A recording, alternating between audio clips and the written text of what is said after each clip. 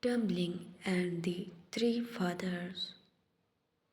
Once upon a time there lived a king who had three sons. The two elder were learned and bright, but the youngest said very little and appeared somewhat foolish. So he was always known as Tumbling. When the king grew old and feeble, feeling that he was nearing his end, he wished to leave the crown to one of his three sons, but could not decide to which. He thereupon settled that they should travel, and that the one who could obtain the most splendid carpet should ascend the throne when he died, so that there could be no disagreement as to the way each one should go. The king conducted them to the courtyard of the place, and there blew three feathers by turn into the air, telling his son to follow the course that the three feathers took. Then one of the feathers flew eastwards, another westwards, but the third went straight up towards the sky. Through it only sped a short distance before falling to earth. Therefore, one son travelled toward the east, and the second went to the west, both making fun of poor Dumpling, who was obliged to stay where his father had fallen. Then Dumpling, sitting down and feeling rather miserable after his brother had gone, looked about him and noticed that near to where his father lay was a trap door. On lifting this up, he perceived a flight of steps, down which he went. At the bottom was another door. So he knocked upon it, and then heard a voice calling, "Maiden, farthest come to me. Make haste to open the door. A mortal surely you will. See, from the word above is he. We shall help him from our store."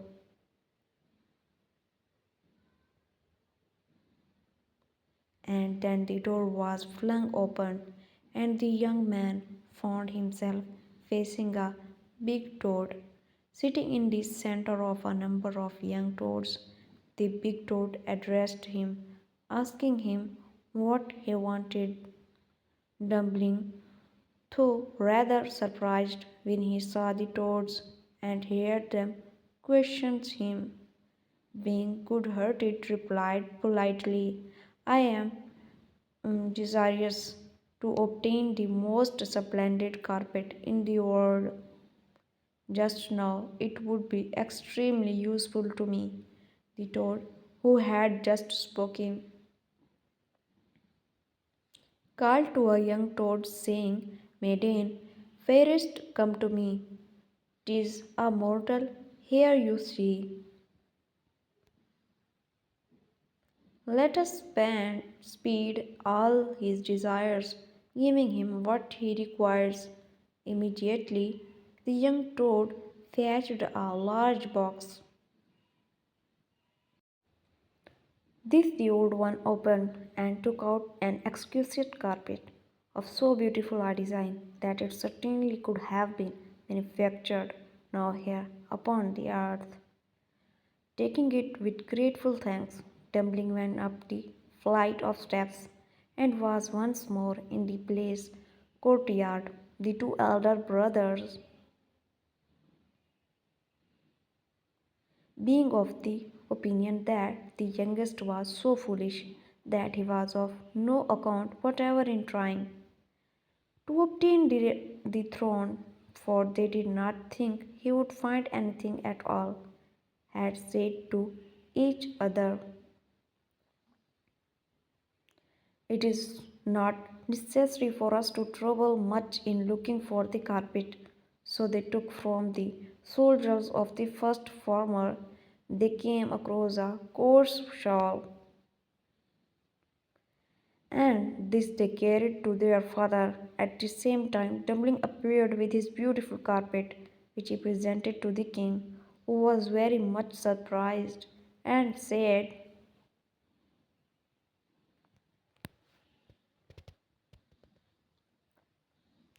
"By rights, the throne should be for my youngest son." But when the two brothers heard this, they gave the old king no rest, saying, "How is it possible that Dumpling,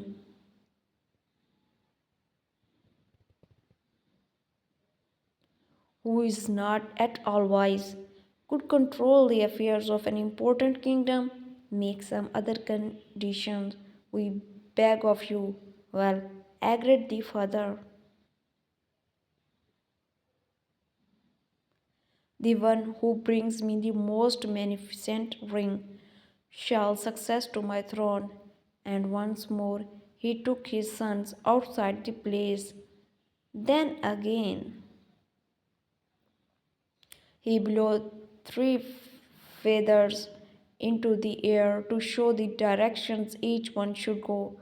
Whereupon the two elder sons went east and west, but Dumpling flew straight up and fell close by the trap door. Then the youngest son descended the steps as before, and upon seeing the large toad, he talked with her and told her what he desired. So the big box was brought, and out of it the toad handed him a ring which was so exquisite a workmanship that no goldsmith could equal it. Meanwhile, the two elder brothers made fun of the idea of Dumpling searching for a ring, and they decided to take no needless trouble themselves. Therefore, finding an old iron ring belonging to some harness, they took that to the king. Dumpling was there before them with his valuable ring, and immediately upon his showing it, the father declared that in justice the kingdom should be his.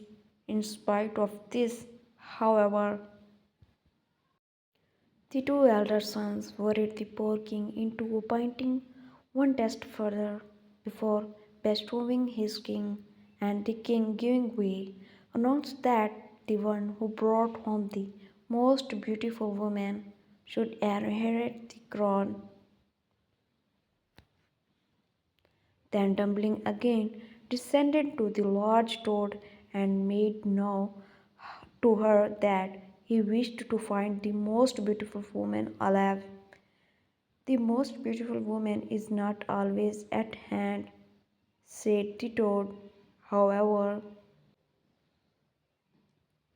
you shall have her." Then she gave to him a scooped out turnip, to which half a dozen little mice were attached. The young man regarded this a trifle despondently, for it had no great resemblance to what he was seeking. "What can I make of this?" he asked. "Only place in it one of my young toads," replied the large toad, "and then you can decide how to use it." From the young toads around the old toad, the young man seized one at hazard and placed it in the scooped out turnip. But hardly was it there when the most astounding change occurred, for the toad was transformed into a wondrously lovely maiden. The turnip became an elegant carriage, and the six mice were turned into handsome horses.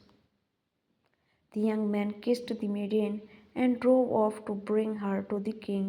Not long afterwards, the two brothers arrived in the same way as the twice before.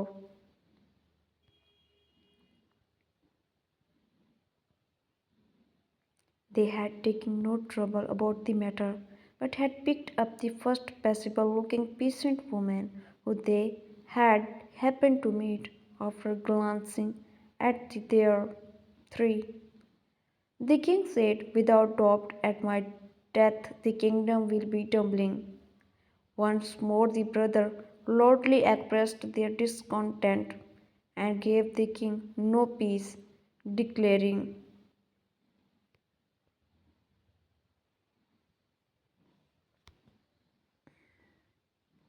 "It is impossible for us to agree to Dumpling becoming ruler of the kingdom."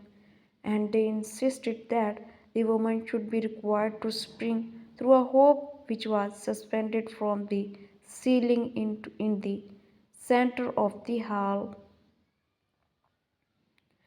Thinking to themselves, "Now certainly our peasants will get the best of it. They are active and sturdy, but that fragile lady will kill herself if she jumps."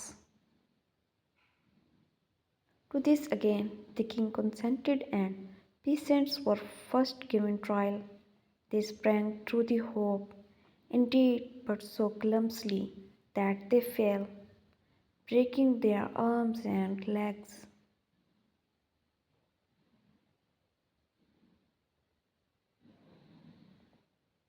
Upon which the lovely lady whom Dumpling had brought home leaped through as lightly as a fawn, and this put end to all contention. So the crown came to Dumpling, who lived long and ruled his people temporarily and justly.